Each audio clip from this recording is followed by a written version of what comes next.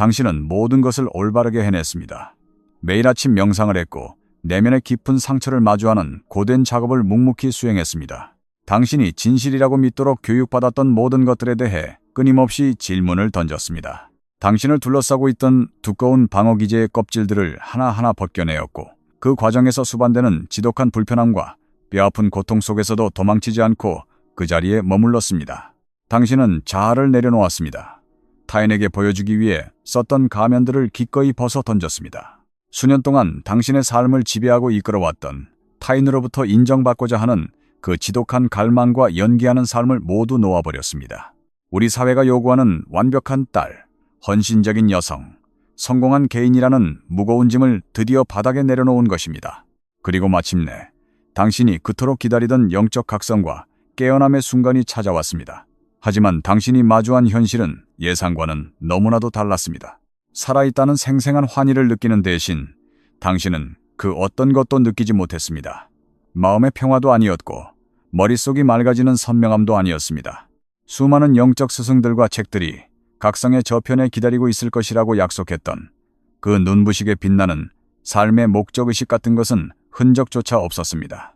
그저 낯설고 무겁고 짙은 정적만이 당신을 감쌌습니다. 마치 당신 내면에 존재하는 줄도 몰랐던 어떤 스위치를 누군가가 갑자기 꺼버린 것만 같았습니다. 불이 꺼진 텅 빈 방 안에 홀로 남겨진 듯한 아주 기이하고도 압도적인 공허함이었습니다.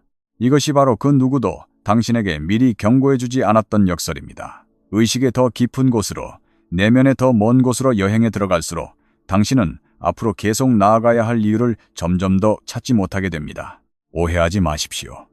당신은 삶을 포기하고 싶은 우울증이나 자살 충동에 빠진 것이 아닙니다. 지금 당신의 상태는 그런 단어들로는 도저히 설명할 수 없는 훨씬 더 복잡하고 심오한 무언가입니다. 당신은 이제 생존 그 이후의 상태에 도달한 것입니다.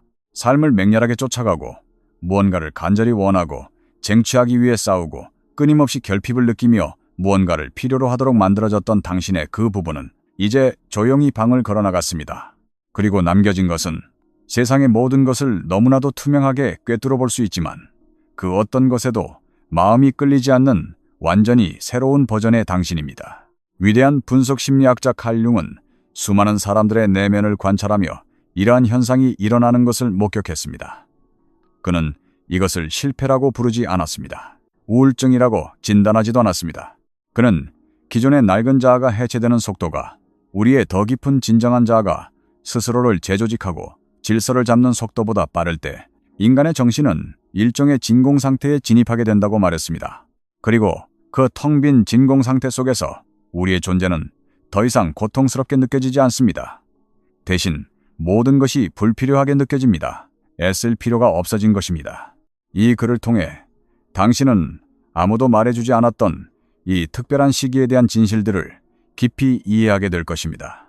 지금 당신의 내면 깊은 곳에서 실제로 무슨 일이 벌어지고 있는지, 왜 이 끔찍한 공허함이 겉으로 보이는 것처럼 나쁜 것이 아닌지, 사람들을 이 진공 상태를 통과하게 만드는 대신 오히려 그 텅 빈 심연 속으로 더 깊이 끌어내리는 숨겨진 함정은 무엇인지, 비록 당신이 지금 당장은 느낄 수 없다 하더라도 이 짙은 어둠 속에서 조용히 형성되고 있는 위대한 것은 무엇인지, 그리고 마침내 이 상태를 빠져나오는 길은 실제로 어떤 모습인지에 대해 알게 될 것입니다.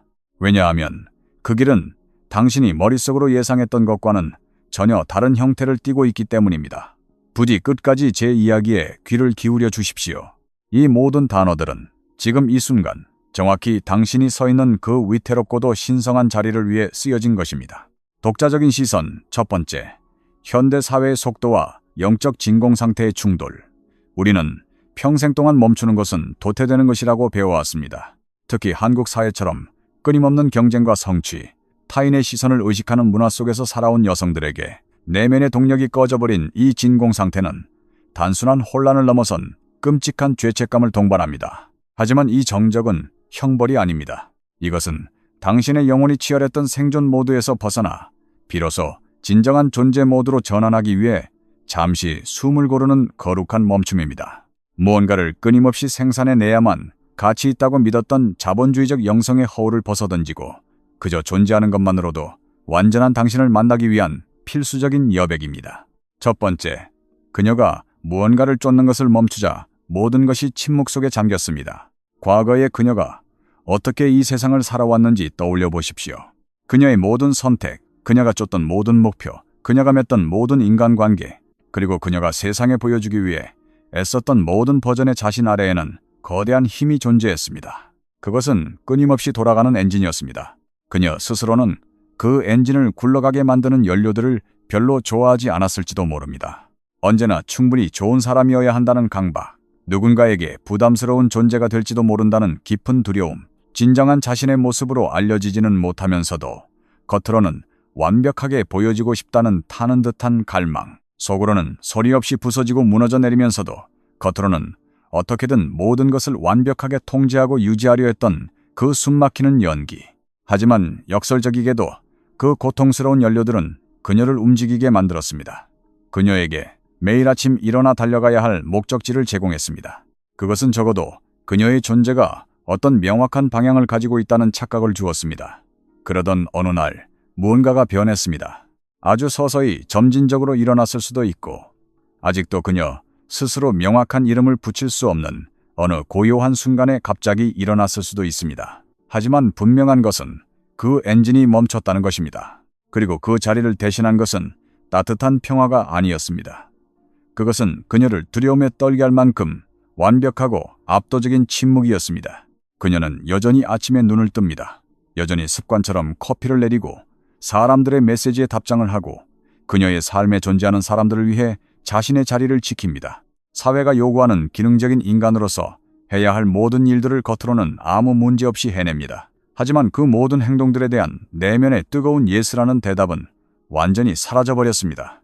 한때 자신의 삶에 대해 그토록 절박함을 느끼고 무언가를 성취해야만 한다는 절박함에 사로잡혀 있던 그녀의 그 부분은 이제 조용히 뒤로 물러났습니다. 그리고 그녀는 자신이 겪고 있는 이 상태를 무언가 깊이 잘못되었다는 뉘앙스 없이 다른 사람들에게 어떻게 설명해야 할지 알지 못합니다. 왜냐하면 이것은 고통스러운 위기처럼 느껴지는 것이 아니라 그저 철저한 부재와 상실처럼 느껴지기 때문입니다. 이것이 바로 각성의 길을 걷는 거의 모든 여성들이 단단히 오해하고 있는 부분입니다. 그녀는 각성이란 무언가를 새롭게 얻는 과정일 것이라고 기대합니다. 새로운 자아 감각을 획득하고 세상을 꿰뚫어보는 더 깊은 지혜를 얻고 마침내 자기 자신이라는 가장 안전한 집으로 돌아왔다는 영원한 안도감을 느끼는 일이라고 생각합니다. 하지만 그녀가 전혀 예상하지 못했던 것은 진정한 각성의 첫 번째 움직임은 획득이 아니라 철저한 제거라는 사실입니다. 그녀가 의식적으로 선택한 적도 없는 억압된 연료로 돌아가던 낡은 심리적 구조물을 뼈대부터 완전히 뜯어내고 벗겨내는 고통스러운 과정입니다. 칼 융은 이 과정을 아주 정확하게 묘사했습니다. 그는 낡은 자아가 해체되는 것을 어떤 위대한 승리나 성취로 포장하지 않았습니다. 그는 그것을 건물을 지을 때 사용하는 비계, 즉 임시가 설물이 무너져 내리는 것에 비유했습니다. 정신이 거친 세상을 항해하기 위해 임시로 세워두었던 그 방어적 구조물은 그것이 나쁘거나 틀렸기 때문에 무너지는 것이 아닙니다. 단지 그녀가 이제 그 낡은 구조물을 담아두기에는 너무나도 크고 깊게 성장해버렸기 때문에 무너지는 것입니다. 그리고 낡은 구조물이 완전히 무너져 내린 후 새로운 구조물이 형성되기까지의 그 아득한 간극 사이에는 견딜 수 없이 길고 혼란스러운 침묵이 존재합니다. 그녀의 신경계는 이 낯선 침묵을 어떻게 해석해야 할지 몰라 당황합니다. 수년 동안 그녀의 몸은 압박감 속에서 움직이는 법만을 배워왔습니다. 누군가에게 반드시 필요한 존재가 되어야 한다는 절박함, 타인과 연결될 때 분비되는 도파민의 화학적 웅덩이, 그리고 버림받을지도 모른다는 위협이 주는 아드레날린의 폭주 속에서만 살아있음을 느꼈습니다. 그런 자극적인 신호들이 희미해지면 그녀의 몸은 그저 기다릴 뿐입니다. 겉으로는 계속해서 기능하며 살아가지만 내면은 텅 빈 채로 무엇이 다가올지 숨을 죽이고 기다립니다. 상상해 보십시오. 수년 동안 다른 모든 사람들을 위해 자신의 모든 것을 내어주며 살아온 한 여성을 말입니다. 그녀의 자존감과 가치는 온전히 그녀가 타인에게 얼마나 쓸모있는 사람인지, 얼마나 따뜻한 위로를 건네는지, 다른 사람들이 무너지지 않도록 얼마나 잘 안아주는지에 따라 결정되었습니다. 그러다 수년간의 심리치료와 깊은 자기 성찰을 거치며 마침내 타인이 아닌 자기 자신을 선택하는 법을 서서히 배우게 된 후 그녀는 어느 날 갑자기 자신을 움직이던 그 강박적인 동력이 완전히 사라졌음을 깨닫습니다. 단순히 강박적으로 베풀던 행동만 멈춘 것이 아니라 무언가를 간절히 원하던 그 마음 자체, 욕망의 뿌리 자체가 증발해버린 것입니다. 그녀는 자신이 힘겹게 쌓아올린 삶의 풍경을 바라보며 마치 그 모든 것이 남의 것인 양 철저한 이방인이 된 듯한 기분을 느낍니다. 세상 사람들은 그것을 번아웃이라고 가볍게 부릅니다. 하지만 그녀는 깊은 곳에서 알고 있습니다. 이것은 단순한 피로가 아니라 자신의 존재 기반을 흔드는 훨씬 더 근본적인 무언가가 이동했다는 것을요. 단지 아직 그것을 정확히 표현할 언어를 찾지 못했을 뿐입니다. 칼 융은 이렇게 썼습니다.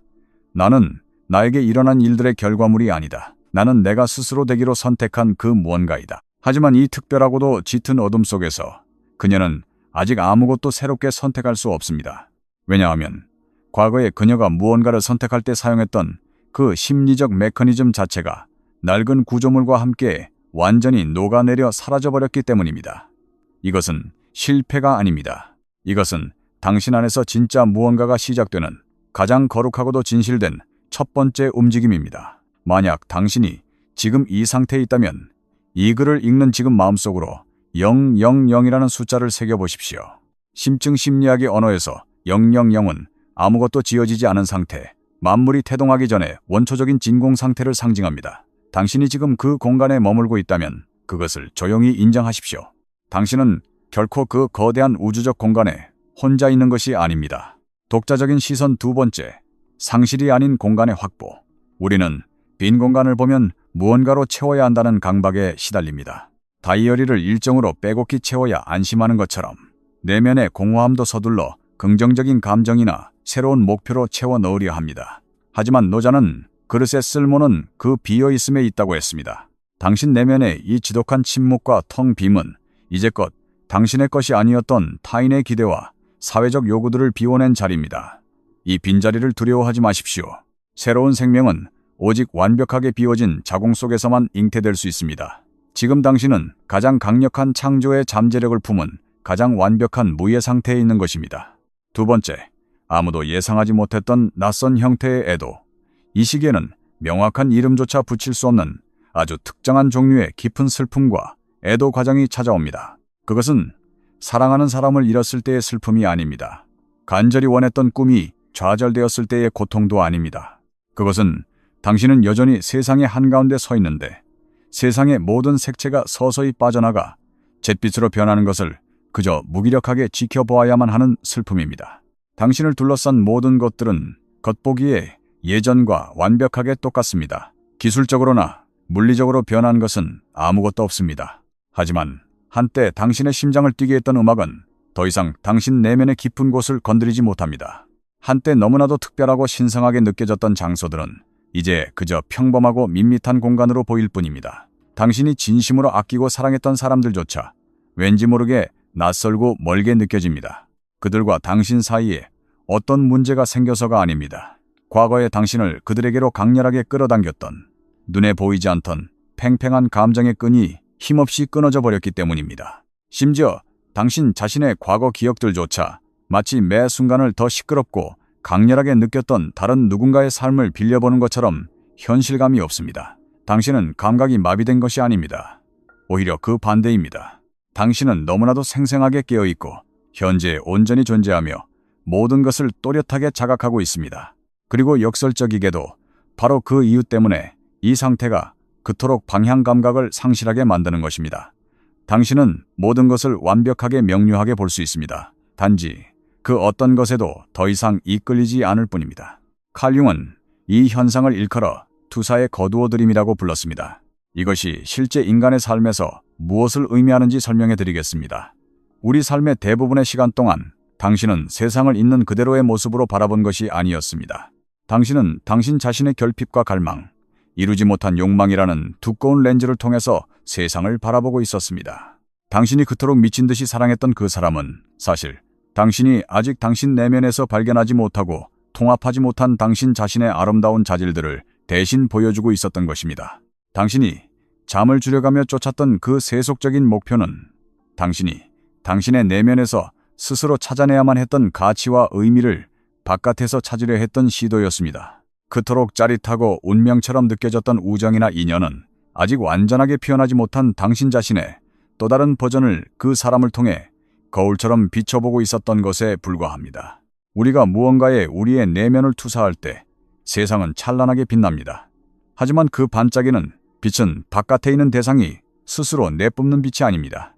그것은 사실 당신 내면에 있는 불꽃이 바깥의 대상을 향해 쏘아졌다가 다시 당신에게로 반사되어 돌아오는 빛일 뿐입니다. 우리는 그 빛이 세상 저 바깥에서 타인에게서 오는 것이라고 철석같이 믿어왔습니다. 하지만 그것은 단 한 번도 바깥에 존재했던 적이 없습니다. 그것은 처음부터 끝까지 오롯이 당신의 것이었습니다. 이제 각성의 과정을 통해 그 길고 길었던 투사가 마침내 거두어질 때 세상은 거짓된 반짝임을 멈춥니다. 세상이 갑자기 흉측해지거나 아름다움을 잃어버려서가 아닙니다. 마침내 당신이 당신 자신의 굶주림과 결핍이라는 필터를 완전히 벗어버리고 세상을 있는 그대로의 날 것으로 바라보기 시작했기 때문입니다. 고대 철학자 플라톤은 동굴의 비유를 통해 이를 완벽하게 설명했습니다. 평생을 어두운 동굴 속에 묶인 채 벽에 비친 그림자들만을 진짜 현실이라고 믿으며 살아온 죄수들이 있습니다. 그중 한 죄수가 마침내 사슬을 끊고 동굴 밖으로 나와 생전 처음으로 진짜 태양빛을 마주하게 되었을 때 그는 곧바로 자유의 환희를 느끼지 못합니다. 오히려 강렬한 빛 때문에 눈이 멀 것 같은 끔찍한 고통을 느낍니다. 그는 차라리 형체라도 익숙하게 알아볼 수 있었던 그 어둡고 안락한 동굴 속으로 다시 도망치고 싶어 합니다. 지금 당신이 느끼는 이 끔찍한 무미건조함과 평면적인 느낌은 세상에서 아름다움이 사라졌기 때문이 아닙니다. 그것은 평생 동안 그림자만 보고 살아왔던 당신의 내면의 눈이 진짜 빛의 압도적인 진실에 적응해 나가는 과정에서 겪는 당연한 통증입니다. 하지만 이 과정에서 가장 뼈아프고 고독한 부분은 따로 있습니다. 당신이 더 이상 사람들을 당신의 결핍을 채워줄 대상으로 바라보지 않게 될 때 당신을 둘러싼 모든 인간관계의 역학이 근본적으로 뒤흔들리기 시작합니다. 과거에 당신을 다른 사람들에게로 절박하게 끌어당겼던 그 보이지 않는 배고픔, 타인으로부터 선택받고 싶은 마음, 어딘가에 소속되어야만 한다는 강박, 누군가로부터 위로받고 싶고 거울처럼 이해받고 싶으며 절대 버림받고 싶지 않다는 그 지독한 갈망이 마침내 조용해집니다. 그리고 당신 주변의 사람들은 그 미세한 변화를 동물적인 감각으로 눈치챕니다. 당신이 갑자기 차갑고 냉정한 사람이 되어서가 아닙니다. 당신이 무의식적으로 내뿜고 있던 에너지의 주파수 자체가 완전히 달라졌기 때문입니다. 평생 동안 가족 안에서, 연인 관계에서, 친구들 사이에서 항상 감정적인 중심 역할을 해왔고 모두를 챙겨왔던 여성들은 갑자기 이 너무나도 낯선 위치에 서게 됩니다. 당신은 여전히 그들과 함께 현재에 존재합니다. 여전히 다정하게 말을 건넵니다. 하지만 당신은 더 이상 과거의 그 절박하고 무거운 중력으로 누군가를 향해 매달리거나 상대를 끌어당기지 않습니다. 그리고 어떤 사람들은 이 독립적이고 고유해진 새로운 버전의 당신을 어떻게 대해야 할지 몰라 당황하고 멀어집니다. 칼 융은 이렇게 적었습니다. 진정한 외로움이란 내 주변에 사람이 없어서 생기는 것이 아니다. 그것은 내 자신에게 너무나도 중요하게 느껴지는 진실들을 타인에게 도저히 설명할 수 없을 때 발생한다. 이것이 바로 경계선에 서 있는 자의 지독한 고독입니다. 낡은 소통의 언어는 이미 사라져 버렸습니다. 하지만 새로운 언어는 아직 형성되지 않았습니다. 그리고 그 막막한 언어의 틈새에서 당신은 수많은 사람들로 북적이는 방 안에 서 있으면서도 그 어느 때보다 철저한 고립감을 느낍니다. 그것은 사람들에 대한 분노나 억울함이 아닙니다. 단지 당신의 내면에서는 이미 거대한 산맥이 이동했는데 그들의 내면에서는 아직 아무것도 움직이지 않았다는 것을 깨닫는 아주 고요하고 무거운 인식일 뿐입니다. 독자적인 시선 세 번째, 정과 투사의 분리. 한국 사회를 관통하는 가장 핵심적인 정서는 바로 정입니다. 우리는 타인과 나를 명확히 구분하기보다 끈끈하게 얽혀 서로의 결핍을 채워주는 것을 미덕으로 여겨왔습니다. 그래서 당신이 타인에 대한 투사를 거두어들이고 독립적인 존재로 서려 할 때 주변 사람들은 그것을 정이 떨어졌다거나 이기적으로 변했다고 비난할 수 있습니다. 하지만 진정한 사랑과 자비는 서로의 결핍을 물어뜯으며 의존하는 데서 오지 않습니다. 각자가 온전한 두 발로 서서 서로를 있는 그대로 바라볼 수 있을 때 비로소 건강하고 성숙한 관계가 시작됩니다. 지금 당신이 겪는 관계의 단절감은 병적인 의존에서 벗어나 진정한 사랑으로 나아가기 위한 필수적인 성장통입니다. 세 번째, 그녀가 스스로도 모른 채 걸어 들어간 치명적인 함정. 이제 제가 이 전체 이야기 중에서 어쩌면 가장 중요할지도 모르는, 하지만 그 누구도 솔직하게 말해주려 하지 않는 부분을 이야기하겠습니다. 이 텅 빈 공간의 시기에는 위험해 보이지 않는 아주 교묘한 위험이 숨어 있습니다. 그것은 오히려 겉보기에는 엄청난 깊이를 가진 것처럼 보입니다. 그것은 고차원적인 영적 진화처럼 보입니다. 세속적이고 평범한 삶의 문제들을 이미 초월해버린 아주 지혜롭고 고상한 태도처럼 들립니다. 그것은 바로 이 공허함이 단지 당신이 통과해서 지나가야 할 임시 정거장이 아니라 당신이 영원히 머물러 살아야 할 새로운 정체성이자 주소지가 되어버리는 순간입니다. 이 함정을 아주 주의 깊게 살펴보십시오. 낡은 심리적 엔진이 마침내 멈추고 세상이 과거에 반짝이던 투사의 빛을 잃어버리고 당신이 과거에 상처받은 패턴들을 꿰뚫어 볼 수 있을 만큼 충분한 내면 작업을 해낸 후 당신의 머릿속에서는 아주 조용하게 새로운 이야기가 만들어지기 시작합니다. 그 이야기는 대략 이런 식입니다. 나는 이제 모든 환영의 실체를 꿰뚫어 보았어. 나는 나를 작고 초라하게 만들던 그 어떤 세속적인 것들에도 더 이상 집착하지 않아. 나는 사람들이 흔히 겪는 평범한 욕망과 결핍을 완벽하게 넘어섰어. 나는 아직도 인정받기 위해 무언가를 연기하고 돈과 명예를 쫓고 타인의 사랑에 목말라 하는 저 평범한 사람들과는 차원이 달라. 이 이야기는 처음에는 너무나도 진실하고 달콤하게 느껴집니다. 심지어 대단히 겸손하게 느껴지기까지 합니다. 이 함정은 영적인 각성이라는 완벽하고 고상한 언어의 옷을 입고 나타나기 때문입니다. 칼 융은 이 현상의 정체를 단번에 간파했습니다. 그는 이것을 영적 팽창이라고 불렀습니다. 영적 팽창이란 자아가 진정으로 해체되고 겸허해지는 대신 각성의 과정에서 얻은 깨달음과 통찰이라는 새로운 재료들을 사용해 자아를 더 거대하고 교만하게 재건축하는 현상입니다. 과거에 나는 내가 남들에게 얼마나 많은 것을 내어주는지에 따라 가치가 결정돼 라고 말하던 당신의 그 헌신적인 부분은 이제 교묘하게 말을 바꾸어 이렇게 선언합니다. 나는 누군가에게 강박적으로 무언가를 주어야 한다는 그 저급한 필요를 완벽하게 초월했으므로 나는 저들보다 영적으로 훨씬 더 진화한 존재야. 과거에 타인에게 따뜻함을 연기했던 그 자아는 이제 모든 것에 초연하고 무심한 척하는 새로운 연기를 시작합니다. 배우가 입고 있는 의상은 성자나 구도자의 모습으로 완전히 바뀌었지만 그 무대 위에서 인정받고 싶어하는 연기자의 본질은 조금도 변하지 않은 것입니다. 그리고 이 함정 중에서도 가장 위험하고 치명적인 형태는 텅 빈 공허함 그 자체가 그녀의 새로운 정체성이 되어버릴 때입니다. 그녀가 이 경계의 공간에 머무는 이유가 그저 이 시기를 온전히 겪어내며 다음 단계로 나아가기 위해서가 아니라 피투성이가 되어 부딪혀야 하는 현실의 삶으로 다시 뛰어드는 것보다 이 텅 빈 공간에 숨어 있는 것이 훨씬 더 안전하게 느껴지기 때문일 때 그렇습니다. 왜냐하면 진공 상태는 그녀에게 그 어떤 것도 적극적으로 요구하지 않기 때문입니다.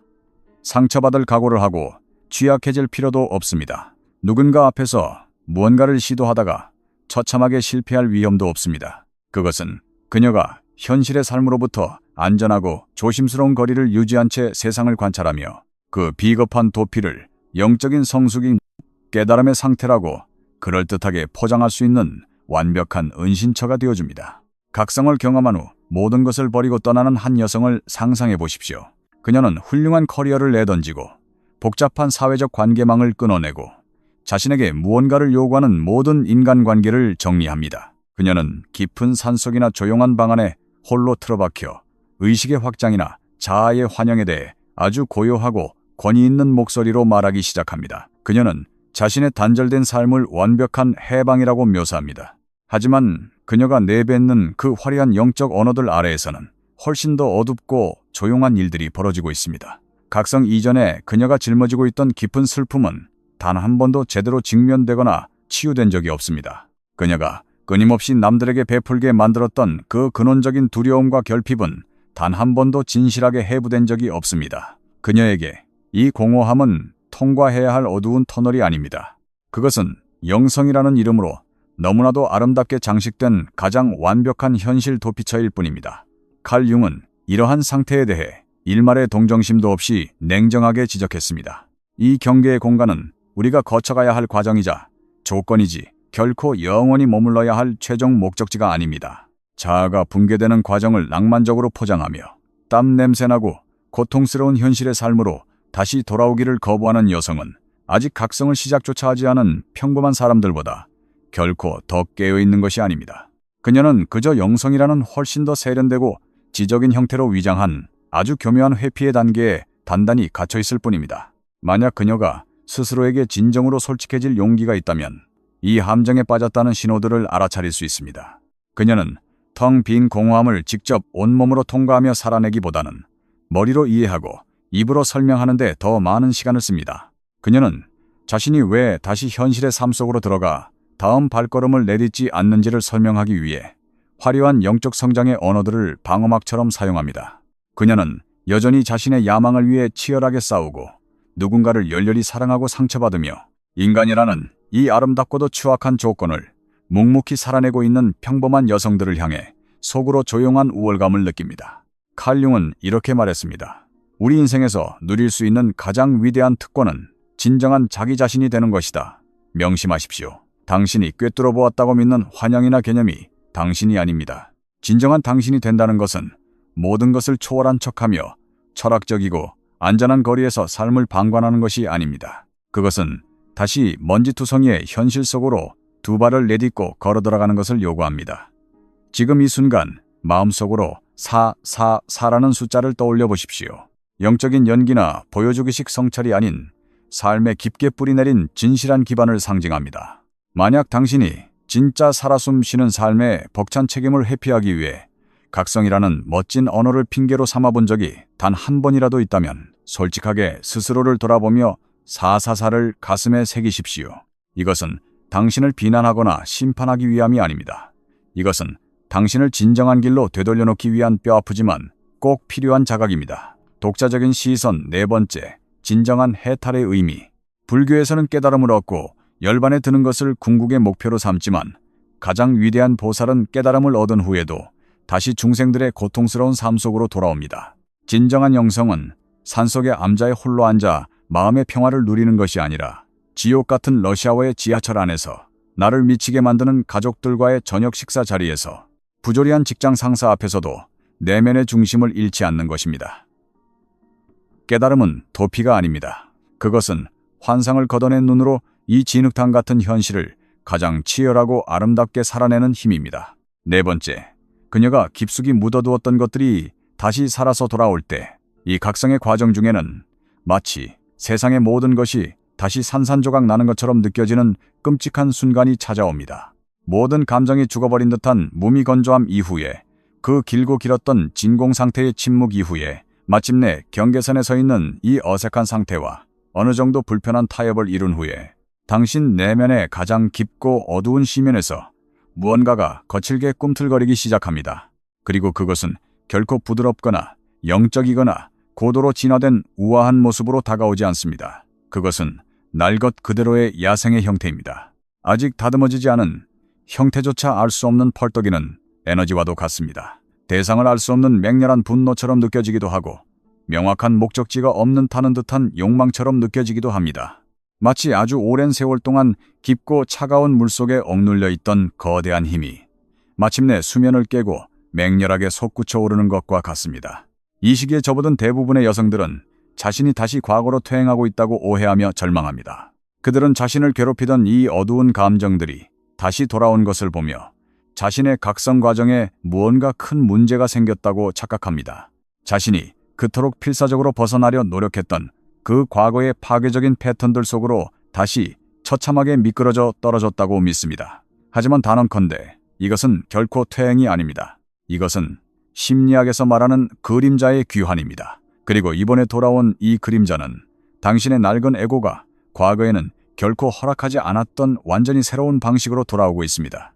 각성의 초기 단계에서는 자아가 붕괴될 때 그림자 역시 자아와 함께 납작하게 짓눌려 조용해지는 경우가 많습니다. 타인을 위해 억압해야만 했던 정당한 분노들, 사회적 시선 때문에 숨겨야 했던 뜨거운 욕망들, 한 번도 스스로 존재할 허락을 받아보지 못했던 폭발적인 창조적 에너지들, 이 모든 것들이 자아 구조가 무너질 때 그 텅 빈 고요함 속으로 함께 침몰하여 침묵하고 있었습니다. 하지만 그림자는 결코 소멸하거나 사라지지 않습니다. 그것은 깊은 어둠 속에서 때를 기다립니다. 그리고 마침내 당신의 진정한 자아가 새로운 질서를 잡고 스스로를 조직하기 시작할 때 그림자 역시 자신의 정당한 자리를 되찾기 위해 수면 위로 솟아오릅니다. 이번에는 통제하고 억눌러야 할 골칫거리나적이 아니라 명확한 방향성과 양심을 갖춘 거대한 힘으로서 돌아오는 것입니다. 칼융은 우리 내면의 어두운 그림자를 완전히 제거하거나 없앨 수 있다고 믿지 않았습니다. 그는 그림자를 끌어안고 통합해야 한다고 굳게 믿었습니다. 자신의 분노에 완전히 통제당하여 파괴적으로 행동하는 여성과 분노를 유용한 정보로서 온전히 느낄 수 있는 여성 사이에는 아주 심오하고 결정적인 차이가 있습니다. 후자의 여성은 분노를 자신이 수호해야 할 진실이 침해당했다는 중요한 신호로 받아들입니다. 그녀는 분노라는 감정에 집어삼켜지지도 않고 그런 감정을 느낀다는 사실에 수치심을 느끼지도 않습니다. 이 두 번째 여성이 첫 번째 여성보다 더 영적이거나 고상하기 때문이 아닙니다. 그녀가 훨씬 더 온전하고 완벽하게 통합된 인간이기 때문입니다. 1912년 칼융은 외부 세계의 사람들이 보기에는 그가 완전히 정신적으로 붕괴되어 미쳐버린 것처럼 보이는 충격적인 행동을 했습니다. 그는 자신의 인생에서 가장 중요했던 지적 동지이자 스승이었던 지그문트 프로이트와의 관계를 완전히 끊어버렸습니다. 그는 모든 외부 강연을 중단했습니다. 세상의 시선에서 완전히 자취를 감추었습니다. 그리고 수년 동안 그는 훗날 스스로 무의식과의 대결이라고 불렀던 그 지독하고 깊은 어둠 속으로 스스로 걸어 내려갔습니다. 그는 그 귀중한 시간 동안 위대한 책을 읽거나 새로운 학문적 이론을 세우지 않았습니다. 그는 마치 어린아이처럼 방바닥에 주저앉아 진흙과 돌멩이를 가지고 놀았습니다. 자신이 도대체 왜 이러는지 이유조차 제대로 알지 못한 채 매일같이 동그란 만다라 이미지를 강박적으로 그렸습니다. 자신의 무의식 깊은 곳에서 환상처럼 나타난 내면의 인물들과 일기장에 길고 기괴한 대화들을 기록했습니다. 외부에서 그를 지켜보던 모든 사람들에게 그것은 당대 최고의 지성이 처참하게 붕괴되는 비극적인 과정이었습니다. 하지만 실제로 그 어둠 속에서 벌어지고 있던 일은 그의 전체 생애를 통틀어 가장 위대하고 창조적인 도약의 시간이었습니다. 훗날 인류가 인간의 마음과 정신을 이해하는 방식을 근본적으로 뒤바꿔 놓을 모든 위대한 개념들이 바로 그 기괴하고 미친 것 같았던 어둠 속에서 하나하나 조립되고 있었던 것입니다. 그의 내면의 그림자는 그를 파괴하고 있었던 것이 아닙니다. 그림자는 오히려 그를 통로 삼아 완전히 새로운 우주를 창조하고 있었습니다. 길고 긴 진공 상태가 지난 후 당신이 느끼는 그 거칠고 날 것 같은 에너지의 귀환은 당신의 각성이 실패했다는 증거가 아닙니다. 그것은 당신 내면에서 훨씬 더 깊고 거대한 무언가가 마침내 조립을 시작했다는 가장 강력한 증거입니다. 당신의 가슴 속에서 끓어오르는 그 분노는 질병이 아닙니다. 당신을 뒤흔드는 그 낯선 욕망은 나약함이 아닙니다. 당신을 끊임없이 밖으로 밀어내려는 그 폭발적인 창조적 충동은 과거 상처받은 자아가 다시 작동하는 것이 아닙니다. 그것은 훨씬 더 오래되고 훨씬 더 깊게 뿌리내린 당신의 진정한 본질이 마침내 자신의 자리를 차지하기 위해 밀고 올라오는 것입니다. 특히 여성들에게 있어 이 단계는 눈물겹도록 중요합니다. 왜냐하면 여성들의 그림자 속으로 깊이 묻혀버린 것들의 대부분은 부정적인 의미의 악이나 어둠이 아니기 때문입니다. 그것은 단 한 번도 세상 밖으로 나올 허락을 받지 못했던 여성 고유의 찬란한 힘입니다. 여성이 화를 내면 항상 너무 감정적이고 드세다는 낙인이 찍혔기에 억눌러야만 했던 정당한 분노, 감추고 부끄러워해야 한다고 세뇌당했던 솔직한 욕망, 다른 사람들의 마음을 편안하게 해주기 위해 남성들의 자존심을 다치게 하지 않기 위해 조용히 짓밟아야만 했던 찬란한 야망.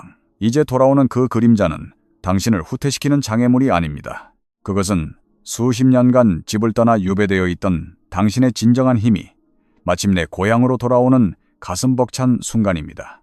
융은 이렇게 썼습니다. 사람은 눈부시게 빛나는 빛의 형상을 상상한다고 해서 깨달음을 얻는 것이 아니다. 자신의 내면에 있는 가장 깊은 어둠을 의식의 수면 위로 끌어올려 직면할 때 비로소 깨달음을 얻는다. 독자적인 시선 5번째. 억눌린 한의 폭발과 승화. 한국 여성들의 무의식 속에는 세대를 거쳐 유전되어 온 거대한 한이 존재합니다. 그것은 시댁, 남편, 자식들을 위해 자신의 이름과 꿈을 지우고 희생해야만 했던 어머니와 할머니 세대의 집단 무의식입니다. 각성의 과정에서 당신이 느끼는 그 설명할 수 없는 맹렬한 분노와 폭발할 것 같은 에너지는 단지 당신 개인의 것이 아닐 수 있습니다. 그것은 억압받아온 여성성 전체의 절규일 수 있습니다. 이 거대한 에너지를 두려워하거나 억누르지 마십시오. 한헌, 이 그저 슬픔과 원망에 머물지 않고 세상을 변화시키고 나 자신을 온전하게 일으켜 세우는 강력한 창조적 에너지, 신명로 전환되는 순간 당신은 진정한 치유와 해방을 경험하게 될 것입니다. 5번째, 그녀가 듣기를 거부했던 가장 위대한 지혜. 여기에 당신의 훌륭한 머리가 끝까지 받아들이기를 거부하는 한 가지 명백한 진실이 있습니다. 당신은 결코 당신의 뛰어난 생각과 분석력으로는 이 진공 상태를 빠져나올 수 없습니다.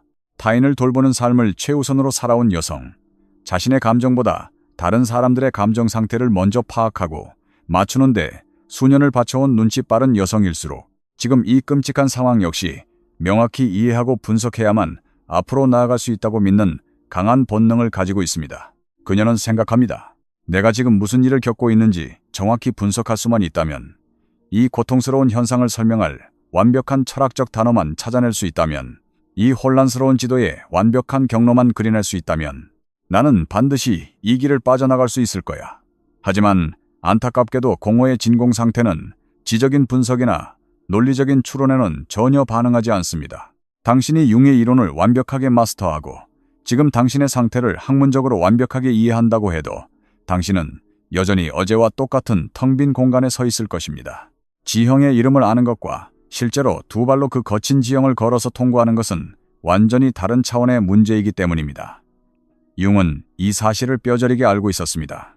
그는 20세기 인류 역사상 가장 지적이고 비상한 두뇌를 가진 인간 중 한 명이었음에도 불구하고 인간의 진정한 자아는 결코 생각이나 논리를 통해 소통하지 않는다는 사실을 완벽하게 이해하고 있었습니다. 정신을 구성하는 가장 깊은 중심, 융이 대문자 S를 써서 self, 즉 진정한 자기 원형이라고 불렀던 그것은 결코 복잡한 개념이나 학문적 뼈대, 정교하게 다듬어진 논리적 설명의 언어로 말하지 않습니다. 진정한 자아는 꿈을 통해 갑작스럽게 솟구치는 소름 돋는 신체적 감각을 통해 이성적으로는 도저히 설명할 수 없지만 강렬하게 끌리는 직관을 통해, 그리고 어떻게 아는지 논리적으로 설명할 수는 없지만 그냥 뼛속 깊이 진실이라고 느껴지는 그 절대적인 알매 순간들을 통해 말을 건넵니다.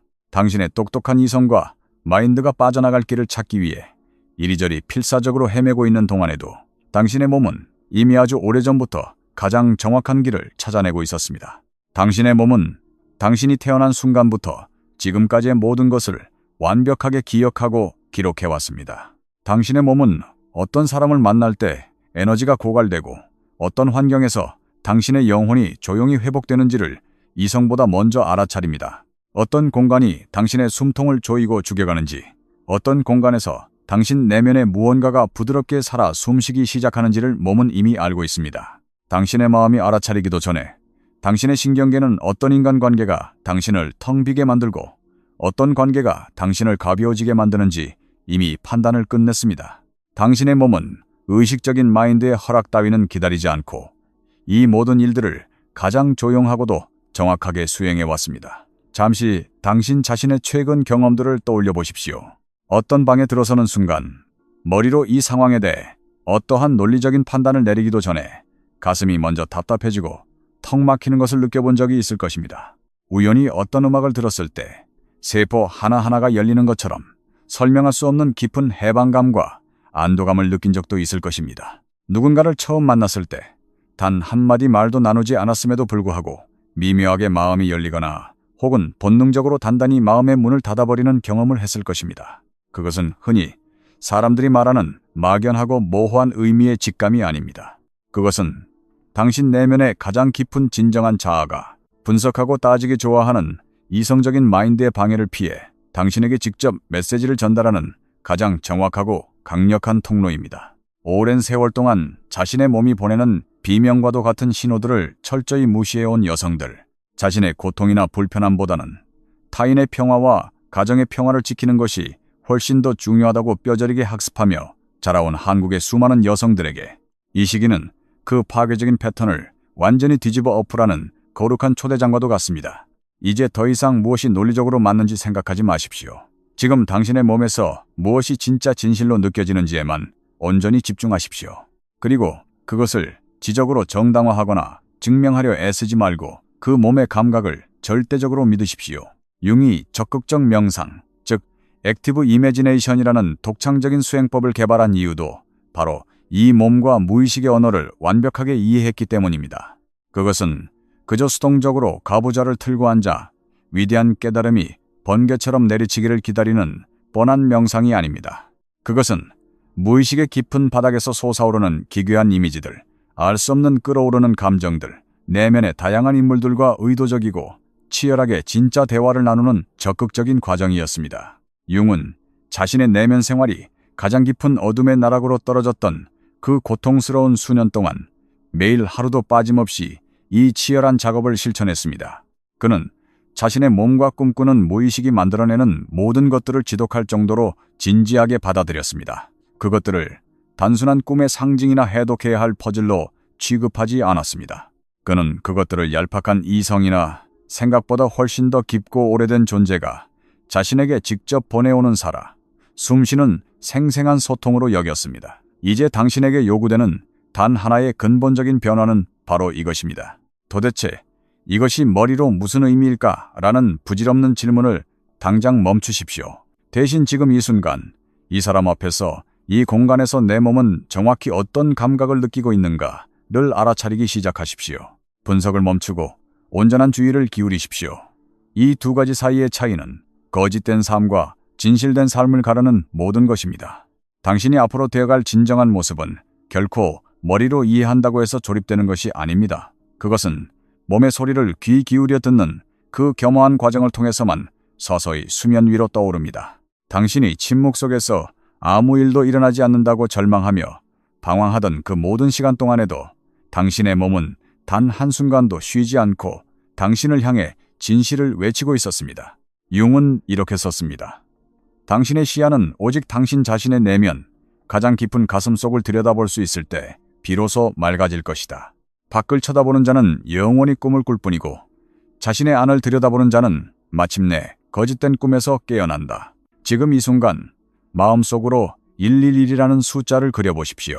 이것은 남에게 보여주기 위한 가짜 자기인식의 연기가 아니라 태어나 처음으로 타인이 아닌 오직 자기 자신의 내면을 향해 진실하게 고개를 돌려 귀를 기울이는 진짜 첫 번째 순간을 의미합니다. 당신이 만약 지금 그 용기 있는 순간에 도달해 있다면 111은 바로 당신을 위한 거룩한 표식입니다. 독자적인 시선 6번째, K, 장녀의 몸에 새겨진 억압. 한국 사회에서 장녀나 며느리, 아내로 살아가는 여성들의 몸은 억압의 박물관과도 같습니다. 슬퍼도 웃어야 하고 화가 나도 부드럽게 말해야 하며 지쳐 쓰러질 것 같아도 상차림을 해내야 했던 그 수많은 시간들은 뇌를 속일 수는 있어도 몸을 속일 수는 없습니다. 몸 곳곳에 원인 모를 통증이 생기고 가슴이 답답하고 소화가 되지 않는 것은 병이 아닙니다. 그것은 당신의 영혼이 몸을 빌려 살려달라고 외치는 구조 요청입니다. 머리에 똑똑한 합리화를 멈추고 이제 당신의 몸이 우는 소리에 귀를 기울여야 할 때입니다. 몸의 소리를 긍정하는 것, 그것이 가장 위대한 영적 수행의 시작입니다. 6번째, 그녀는 결코 예전과 똑같은 여성으로 돌아오지 않습니다. 이 통렬한 공허의 진공 상태를 통과해 본 적이 없는 사람들은 이 어둠을 빠져나오는 과정이 다시 예전처럼 생생하게 살아 숨쉬는 활기를 되찾는 화려한 부활일 것이라고 환상을 품습니다. 어느 날 아침 눈을 떴을 때 세상의 모든 것이 다시 눈부시게 빛나고 잃어버렸던 삶의 열정이 화산처럼 폭발하며 세상의 아름다운 색채가 돌아오고 웅장한 삶의 목적의식이 가슴을 벅차오르게 할 것이라고 기대합니다. 마침내 잃어버렸던 자기 자신을 되찾았지만 과거보다 훨씬 더 완벽하게 치유되고 온전해진, 그야말로 완벽하게 업그레이드된 자신이 되어 있을 것이라고 굳게 믿습니다.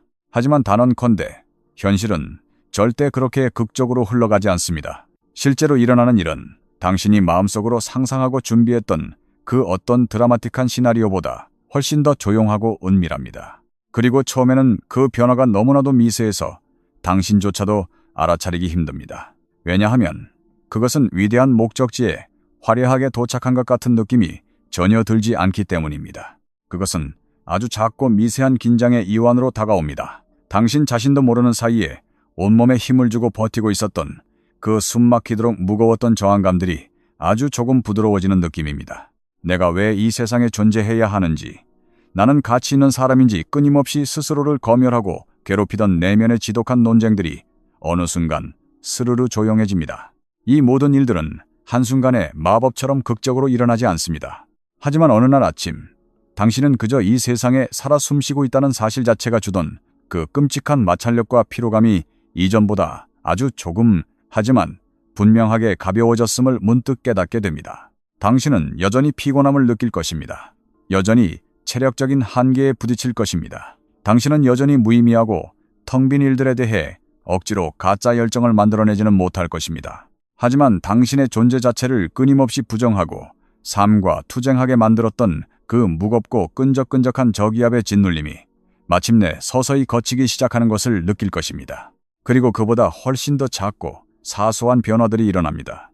일상의 평범한 순간들이 과거와는 완전히 다른 질감을 가지기 시작합니다. 그것은 과거에 당신이 그토록 목말라 했던 극적인 정체성이나 맹렬한 야망, 더 많은 것을 채우려는 탐욕스러운 배고픔이 주는 그런 자극적인 의미가 아닙니다. 그것은 훨씬 더 진실하고 어떤 외부의 충격에도 쉽게 부서지지 않는 단단한 무언가입니다. 어느 평범한 아침, 억지로 오늘도 힘내서 살아야 한다고 스스로를 다그치고 세뇌하지 않아도 당신 내면의 무언가가 아주 자연스럽고 평온하게 그날 하루의 일상 속으로 부드럽게 스며듭니다.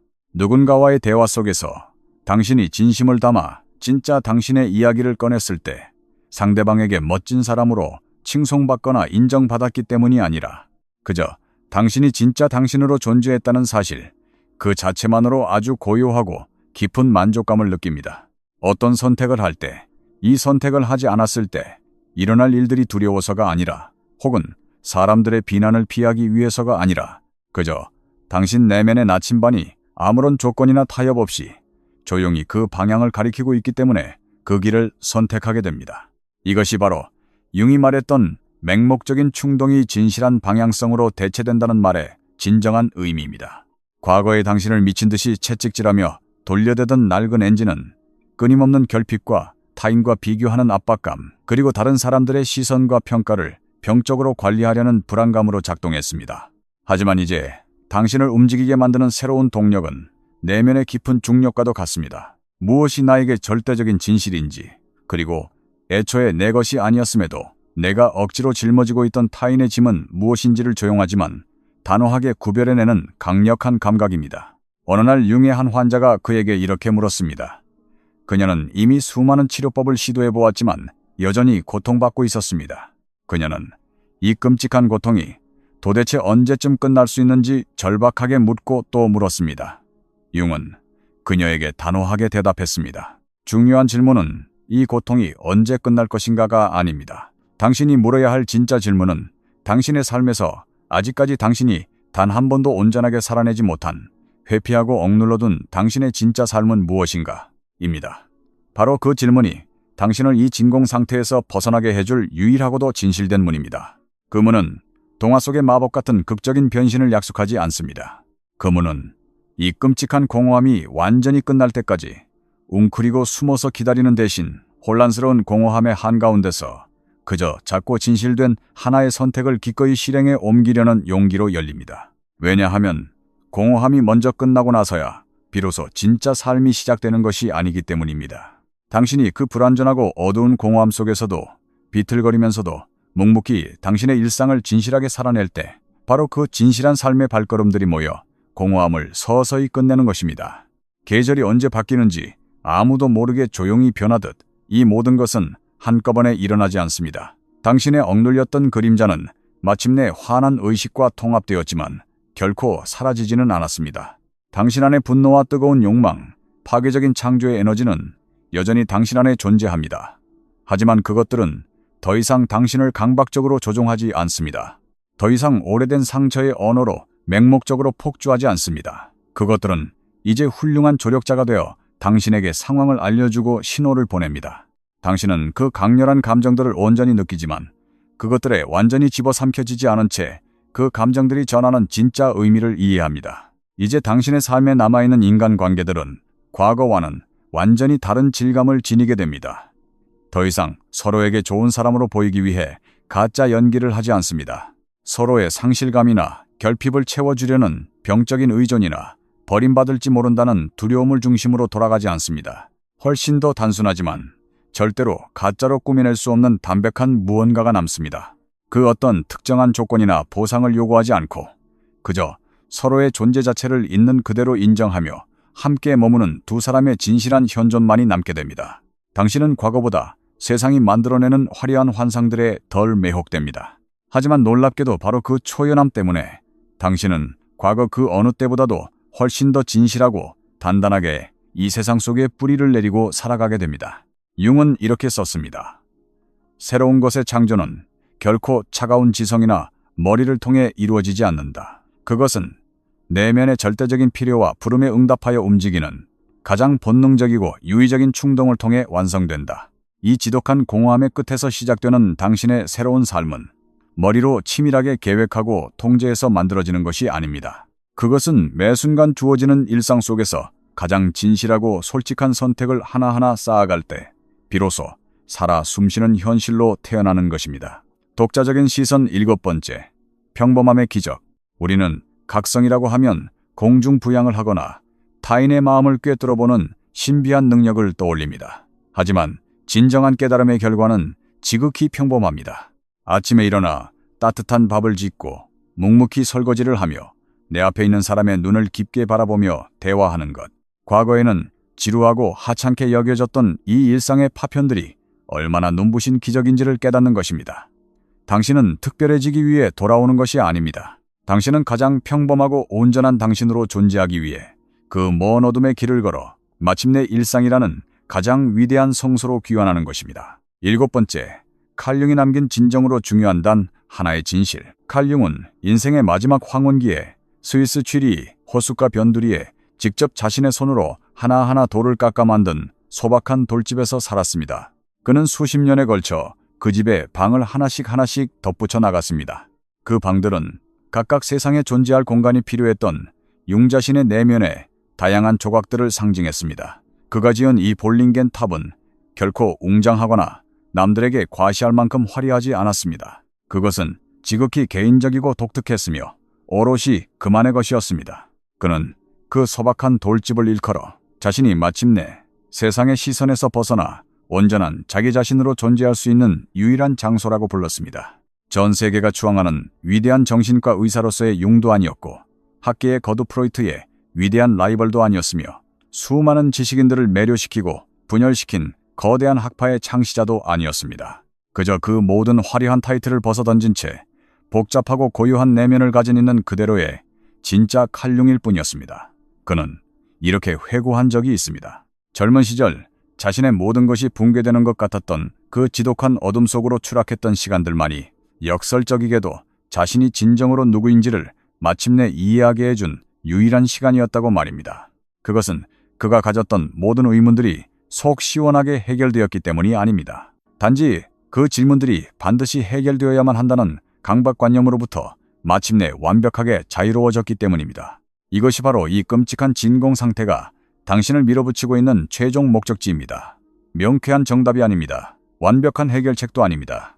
수많은 영성 비즈니스 산업이 팔아먹고 있는 모든 고통이 사라지고 영원한 평화와 선명함만이 존재할 것이라는 그런 동화 같은 결과물도 아닙니다. 그것은 그저 지금 여기에 존재한다는 것이 의미하는 수많은 고통과 모순들에 대해 더 이상 저항하거나 싸우지 않고 그저 기꺼이 이 순간을 살아낼 수 있는 넉넉한 수용력입니다. 존재하는 것 자체가 가치 있는 일인지 끊임없이 스스로를 갉아먹으며 협상하던 그 지독한 내면의 재판을 멈추고 그저 숨을 쉬며 살아갈 수 있는 편안한 능력입니다. 이 공허한 진공 상태는 낡은 자아와 새로운 자아 사이의 단순한 물리적 틈새가 아닙니다. 그것은 반드시 어떤 훌륭하고 특정한 형태의 자아가 되어야만 한다는 그 숨막히는 강박과 필요성이 마침내 당신의 멱살을 놓아주는 해방의 공간입니다. 그리고 당신이 평생을 매달려왔던 그 정체성이 녹아내리는 과정은 처음에는 마치 세상이 끝나는 것 같은 가장 끔찍하고 처절한 상실감으로 느껴지지만 사실 그것이야말로 칼융이 묘사했던 인간이 누릴 수 있는 가장 근본적이고 궁극적인 형태의 자유입니다. 이 자유는 삶의 고난이나 물리적인 한계로부터의 자유를 뜻하는 것이 아닙니다. 그것은 당신이 결코 원한 적도 없으면서 타인과 사회의 시선을 위해 평생 동안 특정한 사람인 척 연기해야만 했던 그 피가 마르는 지독한 감정 노동으로부터의 완전한 자유를 의미합니다. 여기 이 모든 과정을 거치며 공허함이 처음부터 당신에게 절박하게 보여주려 했던 단 하나의 진실이 있습니다. 당신이 지금까지 뼈 빠지게 살아왔던 삶은 온전히 어떤 이야기를 중심으로 조직되어 있었습니다. 당신이 누구인지, 당신이 사람들에게 사랑받을 자격이 있으려면 어떤 조건을 갖추어야 하는지, 이 험한 세상에서 안전하게 살아남기 위해서는 당신이 어떤 희생을 치러야 하는지, 당신이 자라난 이 가부장적이고 억압적인 세상에서 착한 여자이자 훌륭한 사람이 된다는 것은 도대체 무엇을 의미하는지에 대해 사회가 주입한 거대한 픽션이었습니다. 그 이야기는 당신이 무너지지 않도록 뼈대가 되어 주었습니다. 하지만 동시에 그 이야기는 당신에게 주어진 각본과 일치하지 않는 삶의 경이롭고 날 것 같은 진실들로부터 당신을 철저히 격리시키고 소외시켰습니다. 그 거짓된 이야기의 구조가 완전히 무너져 내릴 때 비로소 당신이 발을 딛고 있는 현재의 순간이 무한하게 확장됩니다. 처음에는 결코 평온하거나 기분 좋지 않습니다. 오히려 미칠 것 같은 공포를 느낍니다. 왜냐하면 당신의 모든 경험을 정리하고 해석해주던 친절한 가이드북이 사라져버렸기 때문에 이제 당신이 겪는 모든 경험은 그저 필터 없는 생생한 날것의 경험으로 다가오기 때문입니다.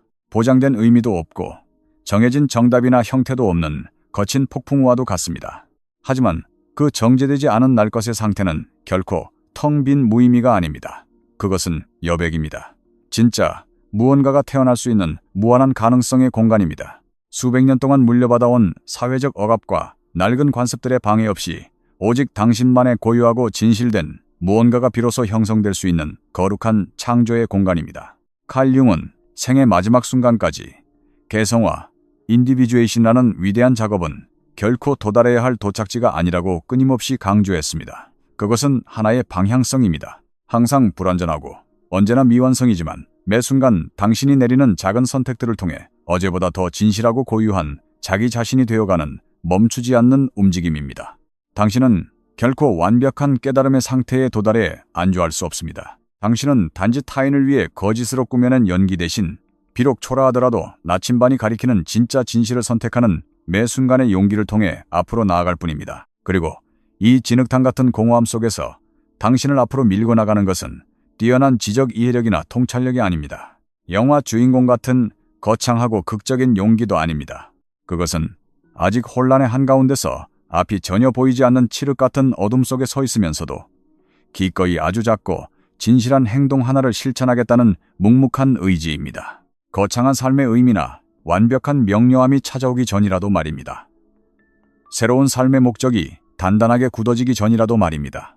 당신 스스로가 완벽하게 준비되었다고 느끼기 전이라도 말입니다.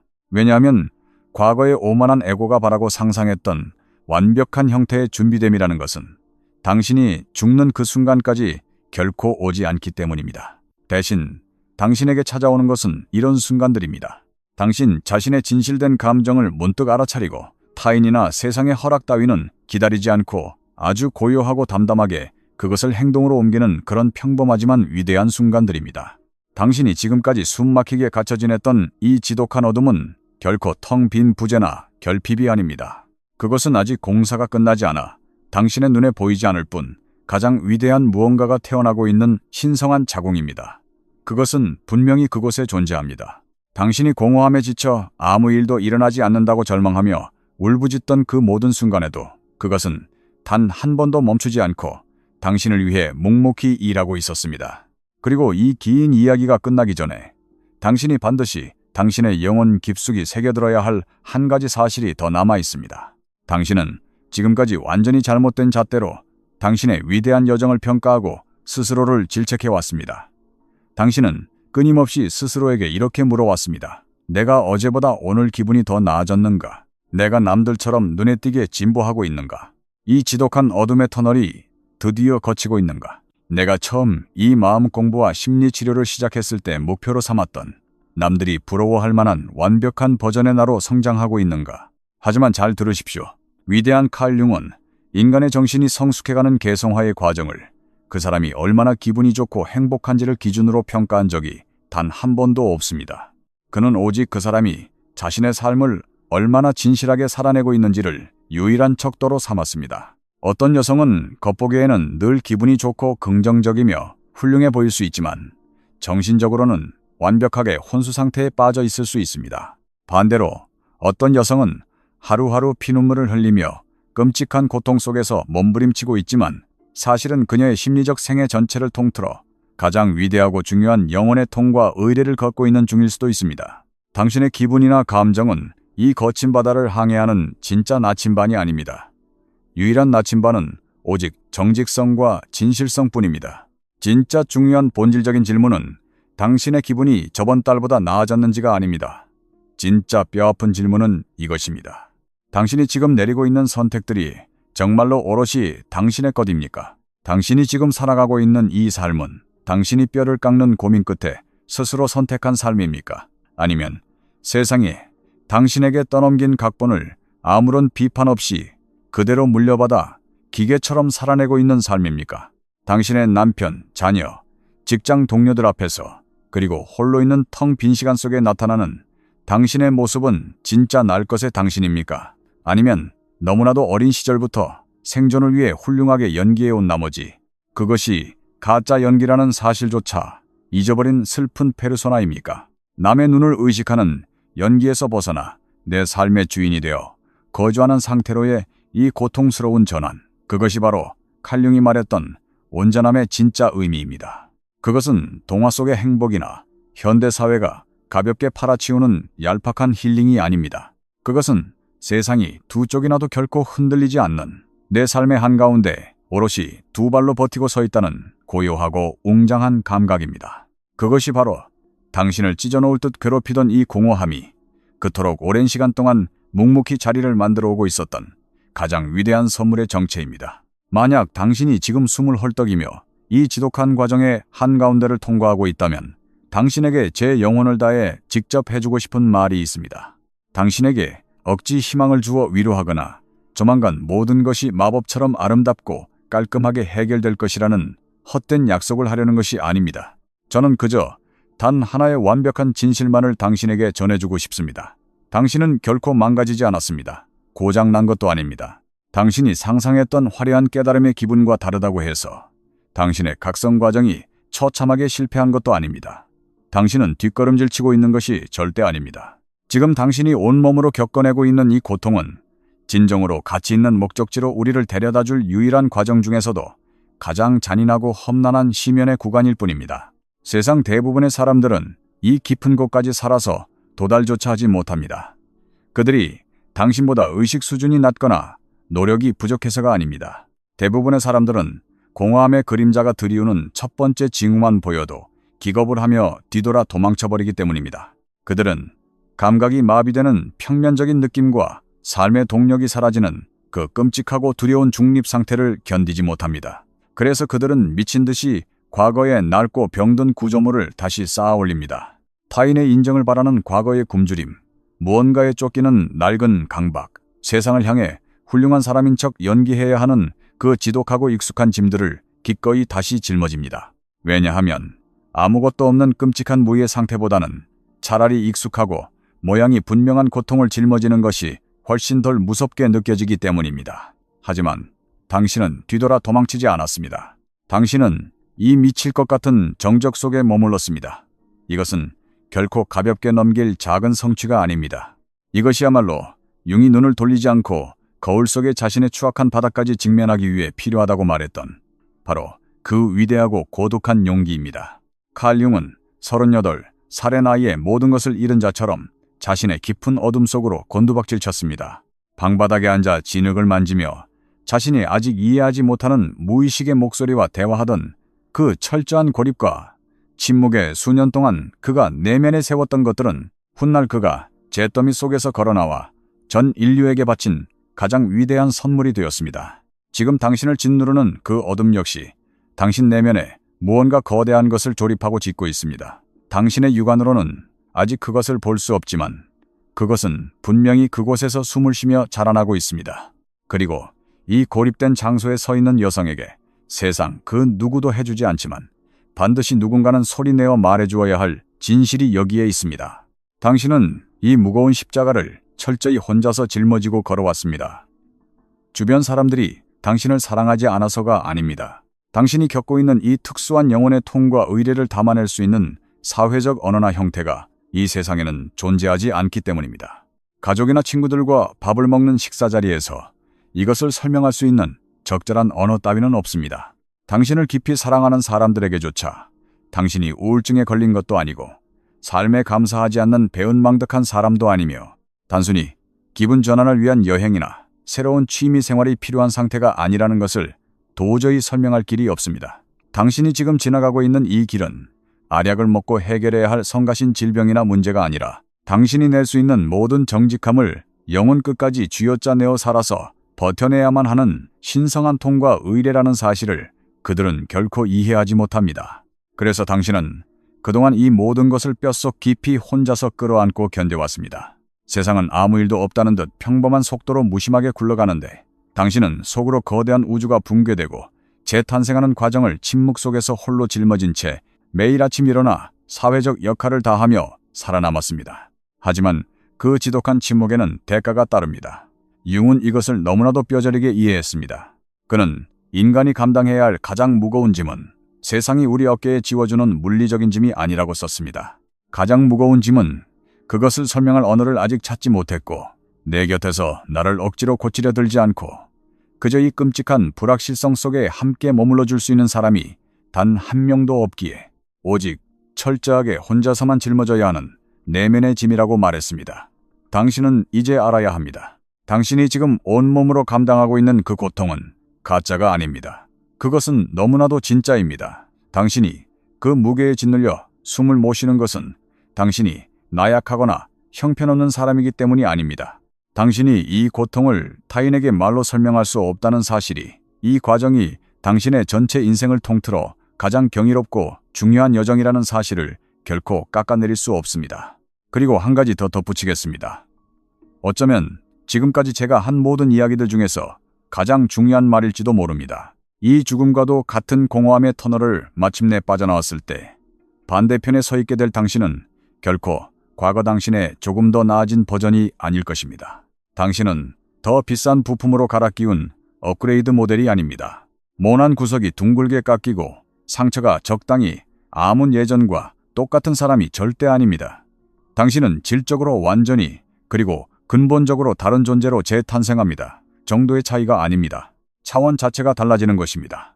가짜 자아의 진실된 해체와 그림자의 뼈아픈 통합과 피 튀기는 현실의 삶으로의 진정한 귀환을 모두 통과한 여성은 단순히 기분만 좋아지는 것이 아닙니다. 그녀는 세상과 맺는 관계의 방식 자체가 완전히 뒤바뀝니다. 그녀는 과거와는 전혀 다른 차원에서 선택을 내립니다. 그녀는 누군가가 억지로 논리적으로 반박하거나 억눌러서 결코 빼앗을 수 없는 절대적인 암의 경지에 도달합니다. 무엇이 나에게 진짜 진실인지, 그리고 무엇이 세상과 타인들이 나를 조종하기 위해 주입했던 가짜 이야기인지를 단번에 구별해내는 능력. 그 경이로운 알은 머릿속의 차가운 지식이 아닙니다. 그것은 당신의 살과 뼈, 세포 하나하나에 살아 숨쉽니다. 그것은 굳이 요란하게 자신을 증명하거나 소리치지 않고도 당신이 내리는 모든 행동과 선택의 굳건한 뿌리가 됩니다. 주변 세상이 요동치고 무너져 내려도 결코 흔들리지 않는 견고한 반석입니다. 그리고 이처럼 위대한 당신의 새로운 토대는 놀랍게도 지금 당신이 발을 딛고 서 있는 바로 그 지독한 어둠과 공허함 속에서만 온전히 만들어지고 건설되는 것입니다. 칼 융은 모든 인간이 살아가며 던져야 할 단 하나의 가장 위대한 질문은 바로 이것이라고 썼습니다. 나는 지금 나의 내면 깊은 곳에서 나를 통해 스스로 피어나고자 하는 바로 그 나만의 삶을 살고 있는가? 아니면 그저 세상이 내게 던져준 타인의 각본대로 남의 삶을 대신 살아주고 있는가? 당신은 지금 당신의 남은 인생 전체를 걸고 마침내 이 위대한 질문에 태어나 처음으로 가장 정직하게 대답할 수 있는 존재로 진화해 나가는 중입니다. 그것은 결코 아무것도 아닌 것이 아닙니다. 그것이 인류가 삶에서 이룰 수 있는 영혼의 전부입니다. 지금 이 순간 마음속 깊은 곳에 999라는 숫자를 새겨 넣으십시오. 이 숫자는 고통스러웠던 과거의 모든 낡은 주기가 완전히 끝을 맺고 눈부시게 진실된 완전히 새로운 삶의 주기가 비로소 시작됨을 알리는 우주의 신호입니다. 만약 오늘 제가 드린 이 긴 이야기가 당신 영혼의 가장 깊고 진실된 곳에 작은 파동이라도 일으켰다면 999는 바로 당신을 위해 준비된 축복의 표식입니다. 부디 이것 하나만 기억하십시오. 우리 인생에서 향할 가치가 있는 진정으로 위대하고 유일한 여행은 오직 자신의 내면 가장 깊은 곳을 향해 걸어 들어가는 여행뿐입니다. 당신은 결코 길을 잃은 것이 아닙니다. 당신은 마침내 진짜 당신 자신이 되어가는 그 위대하고 눈부신 과정의 정중앙에 완벽하게 서 있는 것입니다. 당신의 그 거룩한 탄생을 온 마음을 다해 응원합니다.